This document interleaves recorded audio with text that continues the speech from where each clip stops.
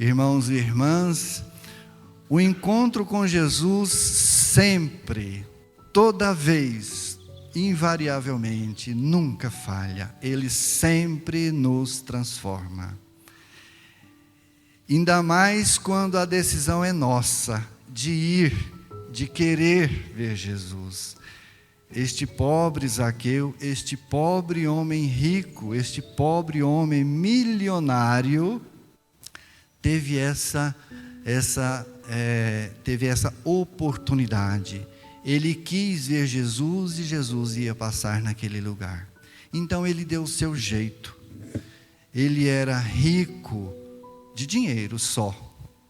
Então não era rico. Ele não tinha nenhum amigo para emprestar uma cadeira para ele ficar em pé. Não tinha nenhum amigo para emprestar uma escada, não tinha nenhum amigo para segurá-lo. Ele teve que dar o seu jeito. Então ele correu na frente, ele era também esperto, e subiu na figueira para ver Jesus. Então esse é um ensinamento para nós, que nós também precisamos querer ver Jesus. E muitas vezes a gente precisa dar o nosso jeito. Muitas vezes a gente precisa ir na missa, muitas vezes a gente precisa ir fazer a nossa confissão, muitas vezes a gente precisa ir para ver Jesus. E o bom disso é que Jesus sempre quer nos ver, porque Ele é Deus de todos, inclusive daquele pecador, inclusive de Zaqueu, que era dito e famoso por ser um pecador público. A fama dele era porque ele explorava as pessoas. A fama dele era porque ele recebia 10, passava 5 para frente e 5 ele enfiava no bolso. Olha que fama mais desgramada, né? Mas mesmo assim, um dia ele reconheceu. Ele escutou falarem de Jesus e disse: eu preciso ver esse homem. Eu preciso ver essa pessoa. Tantas coisas que a gente escuta falar dele, tanta transformação que Jesus faz, eu preciso ver esse homem. Então Zaqueu, no alto da árvore, ele está ali, talvez por curiosidade, né? Talvez ele tivesse uma fé, alguma coisa moveu ele. E Jesus, andando, não estava só. Com certeza Jesus tinha uma multidão atrás dele.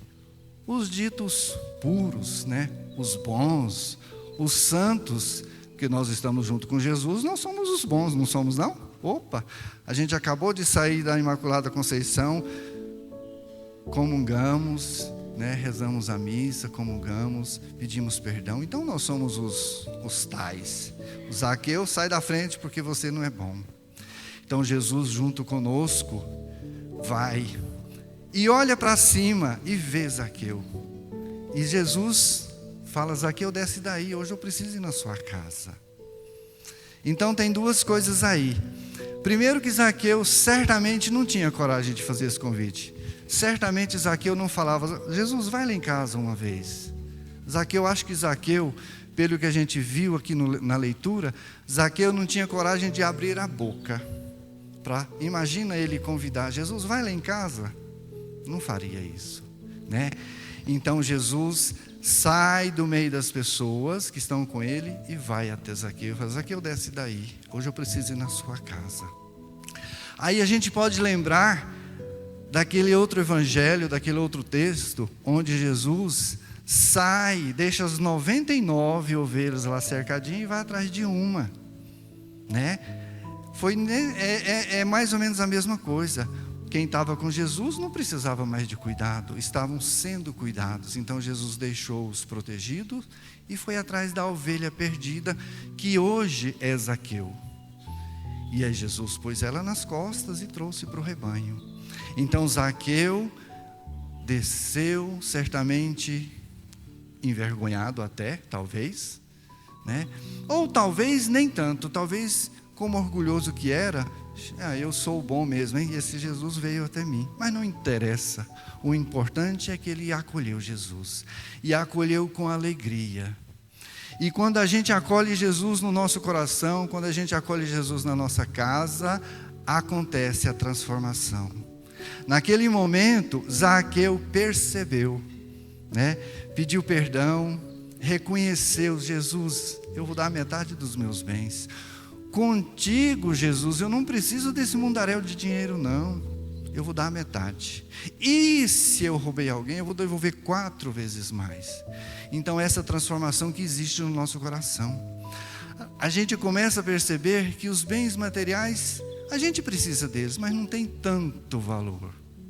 A gente começa a perceber também alguma coisa errada que a gente fez. E a gente começa a pedir perdão, falar: Jesus, realmente eu errei. E se eu errei, eu vou devolver 4 vezes mais. Se eu não rezei, eu vou rezar mais vezes. Se eu fui mal educado com meu irmão, eu vou pedir desculpa e vou dar um abraço nele. É isso que Zaqueu fez, né? Se eu defraudei, se eu humilhei meu irmão, eu vou pedir desculpa, eu vou pedir perdão e vou mudar essa situação, né? Então é isso, essa transformação. E a gente começa a se colocar no lugar, a reconhecer o poder de Jesus na nossa vida, o poder de Deus no meio de nós. Foi isso que Zaqueu fez. Então Zaqueu, de pé, reconheceu o quanto ele era pecador, o quanto Jesus é imenso, o quanto Jesus é bondade, é misericórdia, é amor. Aí Jesus fala: filho, hoje a salvação entrou na sua casa. E a salvação, meus irmãos, só entra na nossa casa o dia que a gente aceita. O dia que a gente quer recolher Jesus, o dia que a gente recebe Ele com alegria, aí a salvação entra na nossa casa. Pode ser hoje, pode ser amanhã, mas também pode ter sido ontem. O tempo de Deus é diferente do nosso. O importante é a gente olhar para Ele e querer ver Jesus e aceitar essa transformação que nos leva diante de Deus. Então Jesus traz a salvação para nós, né? E Jesus afirma de novo: eu vim procurar e salvar aquele que estava perdido. É Zaqueu. Tantos nossos irmãos que a gente fala: esse é um perdido. A gente tem coragem de julgar, a gente fala: merece morrer, merece ficar na cadeia o resto da vida, merece isso, merece aquilo. A gente não tem coragem de fazer. Se a gente não tem coragem de falar, a gente pensa.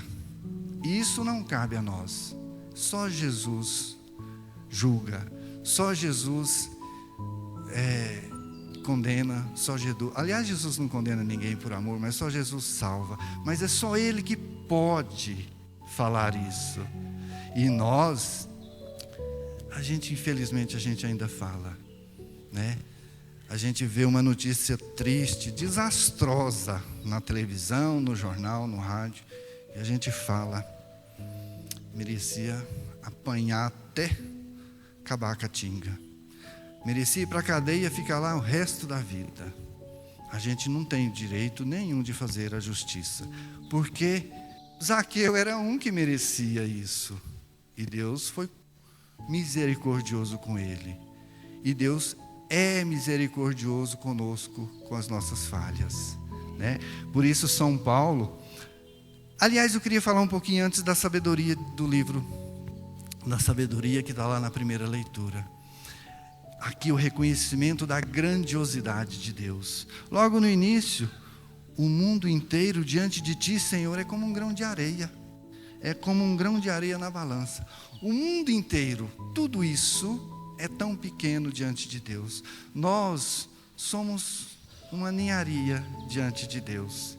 Por isso a gente reconhece o poder grandioso de Deus. Então, a gente reconhecendo o poder de Deus, a gente se torna também Zaqueu. A gente reconhece essa presença do Senhor na nossa vida. E Deus criou tudo e todas. Por isso, meu irmão, minha irmã, você que está se sentindo esquecida, esquecido, ninguém me ama, eu estou largado. Lembre-se, Deus te ama, Deus ama tudo, porque aquele que não ama, aquilo que Deus não ama, Ele não criou. Ele não deixa prosperar. Então, se nós estamos aqui, se você está aqui, se você veio, é porque Deus quis. Veio é porque Deus te ama. Deus te criou por amor. É isso, a grandiosidade de Deus. Não interessa o que fez, não interessa o quanto a gente tem de Zaqueu na nossa vida, mas Deus nos ama. Então, a gente tem que parar com isso. Ninguém gosta de mim, ninguém lembra de mim. No meu aniversário passou lá na igreja, ninguém cantou parabéns para mim. Deus cantou. Deus fez a festa por você. É isso que Deus quer de nós. Que a gente lembre-se do poder dele na nossa vida. E São Paulo, na carta aos Tessalonicenses, ele simplesmente diz o seguinte: irmãos, a gente precisa rezar pelos outros, por cada um de nós. São Paulo dizendo, eu nunca deixei de rezar por vocês, pela vossa comunidade, mas a gente precisa continuar a rezar uns pelos outros, porque a gente precisa sempre estar glorificando a Deus, e a gente não sabe o dia do nosso encontro com Jesus. São Paulo afirma, está próximo, mas ninguém sabe quando. Por isso a gente precisa vigiar. E como que a gente vigia? A gente vigia em oração. A gente vigia acolhendo Jesus na nossa vida. A gente vigia querendo ver Jesus.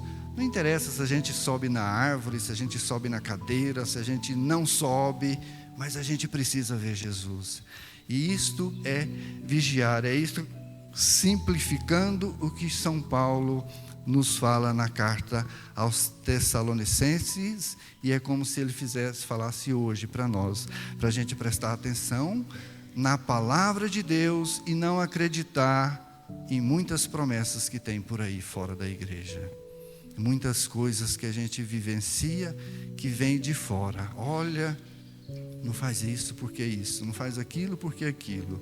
Nós precisamos conhecer a palavra de Deus. Nós precisamos ver Jesus, sentir Jesus. Sentindo isso, a gente não vai ter nenhuma informação de fora que vai nos tirar do caminho do céu. Aí a gente vai cantar feliz, como o salmista cantou, né? O salmo: bendirei eternamente vosso nome para sempre, ó Senhor, o louvarei. Bendirei para toda a minha vida, meu Deus, e para sempre eu vou te louvar.